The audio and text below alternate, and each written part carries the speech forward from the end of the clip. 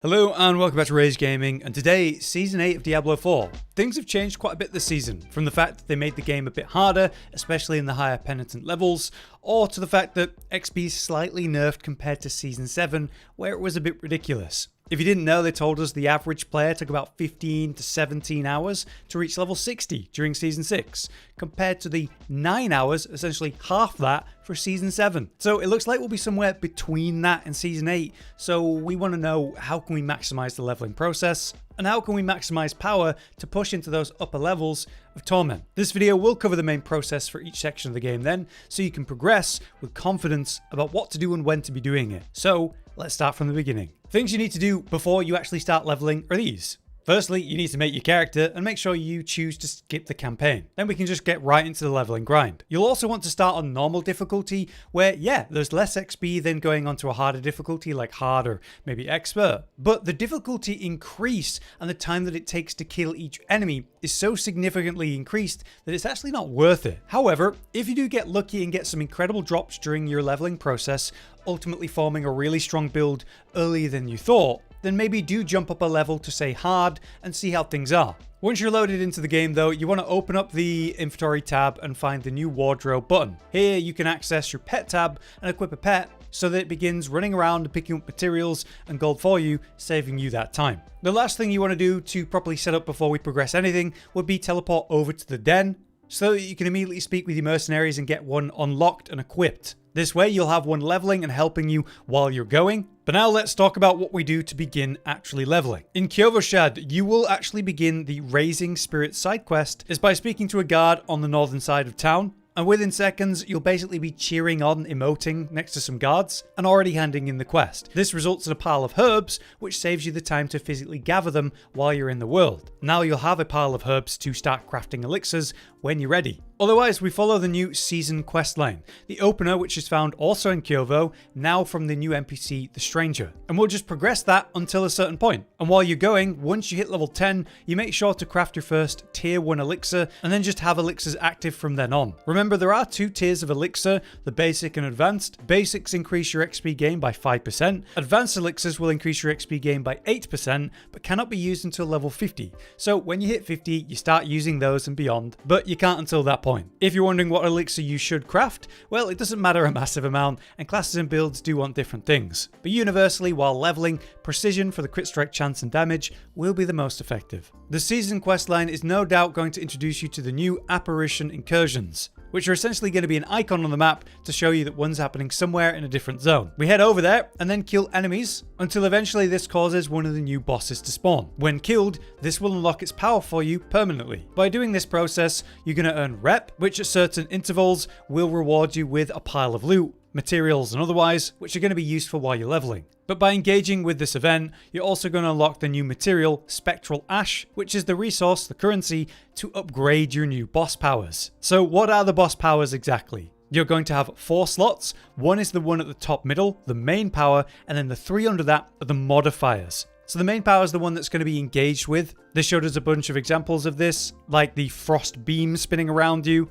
or the fire version. There's the blood pools of Zir, or Belial's eyes that spawn around you and give you damage reduction while they're going. But these powers change if you put them in a modifier slot. So that same spinning beam of frost now causes an execute effect against low health enemies that aren't bosses. So the idea is that you can have a main power that's going to be nice and relevant and useful to your build, and then 3 modifiers that are going to enhance you and also the main power that you have active. To unlock these powers, you just need to kill any of the 10 new incursion bosses, as well as the classic bosses, like the various world bosses, and the ladder bosses, like Burial and so on. Once they're unlocked for the first time, you can equip them and unequip them as much as you want for free. But it's that Spectral Ash that we get from doing Apparition Incursions that upgrades them, enhancing their power, so obviously important to do. One other really important aspect to think about that's greatly changed in this season is the new season journey. This is more important this season because the season blessings have moved to the season journey. Previously, they'd be in the battle pass, where you just play the game, earn favor, and eventually get a season blessing to maybe increase the amount of XP you get or enhance other rewards for the season. Now it's all located in the season journey, which as before wants you to do specific things, like say defeat your first incursion boss. I want you to be aware of your season journey more aggressively this season, progressing through it as quickly as you can whenever you get the opportunity to do any of those objectives. The rewards are going to be a lot better, you're going to access your season blessings through this, and that's going to progress your character long term significantly better. So do be thinking about that season journey. On the other hand, the new battle pass stuff is a lot less important when it comes to gearing up and progressing your character. They've made it so you can kind of choose your rewards and progress it in a different order. It is cool, but not important to progressing our character, so don't worry about it too much. Right, so now that you hit level 15, the class quests are no longer an issue. As we've had since Season 7, you don't actually have to go do them anymore. The moment that you hit level 15, you unlock the passive automatically, assuming that you've done that class quest once before. But when you do hit level 15,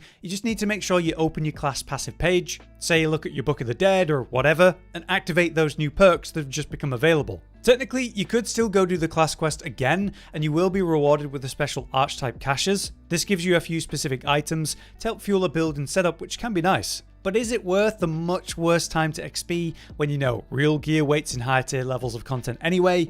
Probably not. Roughly around this point then, I would recommend you go get your key aspects you need for your leveling build. So that just means running the dungeons fast while on normal difficulty to get that codex aspect unlocked. By this point, you should have found enough gear to salvage some items to have the materials to start imprinting. We do this ideally on an amulet with your most important aspect, but you can also imprint offensive slots on your rings and your gloves. And sometimes there are other pieces that can be very helpful. For example, the classic Juggernaut's aspect is universally nuts for just giving you a pile of raw armor for a slightly longer cooldown and evade. Amazing during this leveling process. Just remember that you're going to be changing weapons too often to waste imprints on, so don't do that. Now you have a basic setup with your build and your class passive is unlocked, it's time to increase the difficulty to hard to increase your XP gain. Remember, you only want to do this when the enemies you're killing are dying pretty damn quick. If it's taking a few seconds to kill anything, then it's too much. But by the time you have your class passive and some gear, you should be fine. So continue the season questline as far as it'll take you,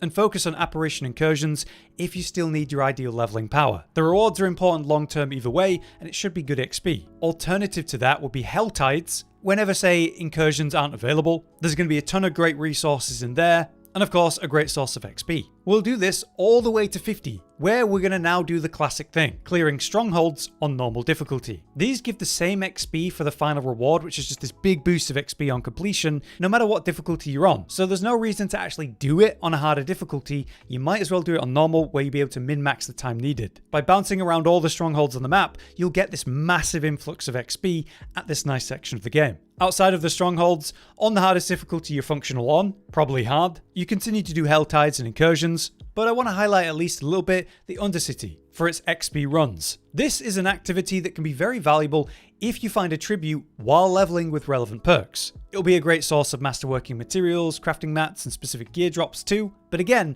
this only is true if you have a tribute that gives you these things. So if you have the leveling one, growth, then consider using it for leveling at this time.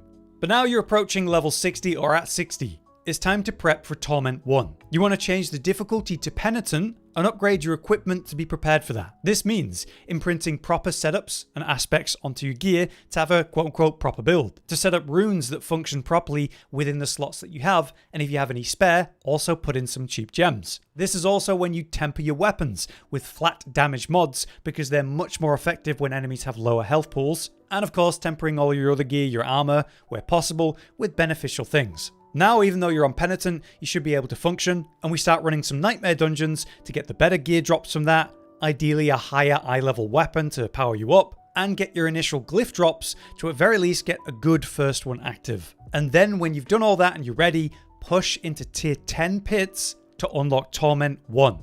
Now we're in Torment 1, we're going to progress to Torment 4 ideally long term. Again though, the Torment levels, you're going to find the challenge has been quite increased compared to before. For example, Torment 4 is now equal to pit level 70 plus. So definitely don't expect it to be as easy as it was in Season 7. So in Torment 1, you'll immediately start running bosses to get your uniques unlocked, higher eye level drops, and importantly the boss powers from these special bosses.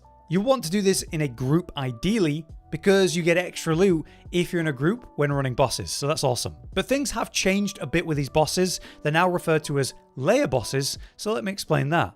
All kinds of quality of life things have happened for the bosses. For example, you only need one thing, now known as keys, to summon and get the rewards from a boss. Actually, summoning the bosses is completely free. It's the new chests that spawn in after they die that cost the keys to open. You will need multiple keys to open these chests, but the higher tier bosses require less keys. But anyway, it's quite simplified. For example, Varshan, that used to require 4 body parts, now only requires malignant hearts, which is much better. There's 3 levels to it. There's the initiate layer bosses, which is Varshan, Grigore, Beast in the Ice, Lord Zir, and Urvar, a new one.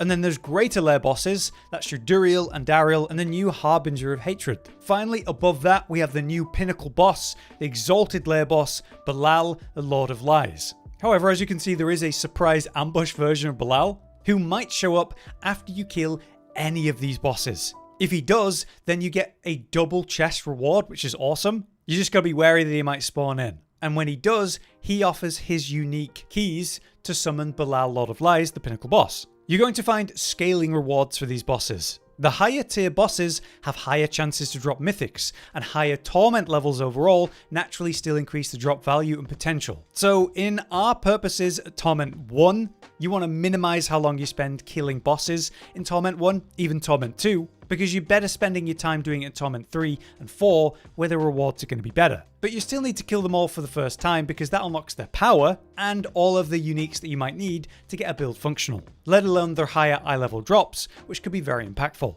But once you've killed the bosses, got the uniques you want, kind of have a nice setup, it's time to push pits again to try to push into Torment 2 and 3 and ultimately 4. You play on the highest Torment difficulty you can actually function on, which means not getting destroyed. Maybe it's hard, but you're functional enough to benefit from the increased rewards. If you're not currently strong enough to push higher level pits, like you're being walled or something, then go back and kill more bosses on the current highest Torment level you can. Complete Nightmare Dungeons, Helltides, Apparition Incursions, the Undercity with the relevant tributes, and do Whispers in the hopes of getting an ancestral cache. These are all content options to help you unlock more power and progress your character on the current Torment difficulty that you can survive on. But whenever you're ready, you try to push the pit levels to access the higher Torment levels, where XP, drops, and generally everything is going to be better. But yeah, there you have it. That's my overview of Season 8, the main details and how to progress through it effectively and efficiently. I hope this helps you, and if it did, make sure you drop a like. But we will be covering all things Season 8 in the coming days in a lot greater detail, especially the relevant topics as they come up at the time. So be sure to check back here regularly. For now though, I've been Hollow, you've been you, thanks for watching. Josh, Cotton, and Hollow with the videos, dropping the humor like a hammer on your tippy toes, bringing entertainment on a daily arrangement to take our insanity and turn it into entertainment. Yes, I said entertainment twice, to reiterate that it is nice to look into your faces on a mostly daily basis when you let us in your homes to make the whole world a stage. Goodbye.